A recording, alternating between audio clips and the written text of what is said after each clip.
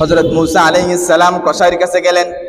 কসাইয়ের কাছে যাওয়ার পরে দেখতেছে কসাইয়ের কোনো বিশেষ আমল নাই। অন্য কসাই যেভাবে সকালবেলা থেকে গরু জবাই করে গোশত কাটা শুরু করে, ওই কসাইও অনুরূপ ভাবে গোশত কাটতেছে। হযরত মূসা আলাইহিস সালাম ছদ্মবেশে কসাইয়ের গোশত কাটা আর কসাইয়ের গোশত বিক্রি করা পুরাটাই উপলব্ধি করলেন। উপলব্ধি করার পরে হযরত মূসা আলাইহিস সালাম তার কোনো বিশেষ আমল দেখতে পারলেন না। হযরত মূসা আলাইহিস সালাম দেখলেন যে বড় একটা মাংস নিয়ে সে বাড়ির দিকে রওনা হলেন। বড় একটা মাংসের টুকরা নিয়ে সে বাড়ির দিকে রওনা হলেন। হযরত মূসা আলাইহিস সালাম তাকে ফলো করতে করতে তাকে দেখতে দেখতে তার বাড়ি পর্যন্ত চলে গেলেন। যাওয়ার পরে সেই কসাইকে বললেন, আমি আপনার বাড়িতে মেহমান হতে চাই, আপনি কি আমাকে মেহমান হিসেবে গ্রহণ করবেন? তখন ওই কসাই হযরত মূসা আলাইহিস সালামকে বললেন, আহলান সাহলান, আপনি আসেন, আমার বাড়িতে মেহমান হন। জোরে জোরে বলি সুবহানাল্লাহ। কিন্তু বর্তমান সময়ে আমাদের বাড়িতে যদি মেহমান আসে তাহলে আমরা কি হই? বেজার হই। কি হয়? বেজার হই। মেহমানকে দেখলে নাক ছিটকাই, মেহমানকে দেখলে ভালো করে কথা বলি না, মেহমানকে বসাই রাখে, অন্য জায়গায় চলে যাই। ওই সময়েও মানুষেরা মেহমানের বড় কদর করত। জলিলুল কদর পয়গম্বর হযরত মূসা আলাইহিস সালামকে গ্রহণ করলেন। গ্রহণ করার পরে ওই কসাই বললেন, ভাই আপনি এখানে বিশ্রাম করেন, আমার একটু পরের ঘরে, এই ঘরটাতে একটু কাজ আছে। কসাই চলে গেল ওই ঘরের মধ্যে।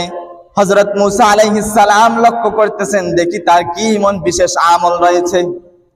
হযরত মূসা আলাইহিস সালাম চুপে দেখলেন ওই ঘর থেকে একজন বৃদ্ধা মহিলাকে কোলে করে নিয়ে বাইরে নিয়ে গেলেন।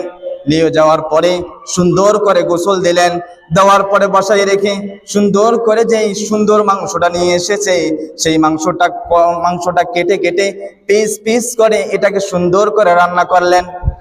রান্না করার পরে কিছু মাংস হযরত মূসা আলাইহিস সালামকে দিয়ে আসলেন, আর কিছু মাংস তার মাকে, ওই কসাই তার মাকে খাওয়াইতে লাগলেন। হাত দিয়ে খাওয়াই দিচ্ছিলেন। এমন সময় বিড়বিড় করে যেন তার মা ওই কসাইকে বলছিল। এরপরে যখন খাওয়া দাওয়া শেষ হয়ে গেল তখন হযরত মূসা আলাইহিস সালাম ওই কসাইকে জিজ্ঞাসা করলো, ভাই আপনার মাকে যখন আপনি গোশত দিয়ে ভাত খাওয়াচ্ছিলেন তখন আপনার মা কি বলছিল আপনাকে? বলতেছে, ভাই আমার মা কয়েক বছর ধরে এমন এক পাগলা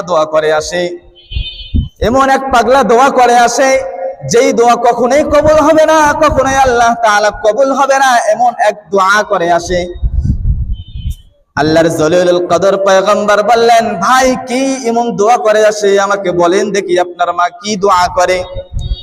তখন কসাই বললেন, আমার মা দোয়া করে যে জামানার সবথেকে বড় পয়গম্বর হযরত মূসার সঙ্গে বাবা তোমার হাসর হবে, আর মূসার সঙ্গেই তুমি জান্নাতে থাকবে। জোরে জোরে বলেন সুবহানাল্লাহ। হযরত মূসা আলাইহিস সালাম আর বোঝার কিছু বাকি থাকলো না। হযরত মূসা আলাইহিস সালাম আর কিছুই বোঝার বাকি থাকলো না।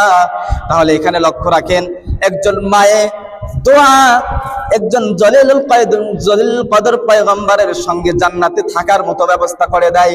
তাহলে একজন মায়ের দোয়ার পাওয়ার কত বেশি একবার আমরা বোঝার চেষ্টা করি। মায়ের দোয়া যেভাবে কবুল হয়, মায়ের বদদোয়াও সেভাবে কবুল হয়। মায়ের দোয়া যেভাবে কবুল হয়, মায়ের বদদোয়াও সেভাবে কবুল হয়। মায়ের অনুমতির এমন প্রয়োজন। আল্লাহ তাআলা মাকে এমন জায়গায় এমন পাওয়ার দিয়েছে, আল্লাহর থেকে বেশি, আল্লাহ তাআলার থেকে, ইবাদতের থেকে বেশি পাওয়ার দিয়েছে। আল্লাহ তাআলার ইবাদতের থেকে অনেক সময় মাকে আল্লাহ তাআলা স্পেশালি একটা পাওয়ার দান করেছে, বলি সুবহানাল্লাহ।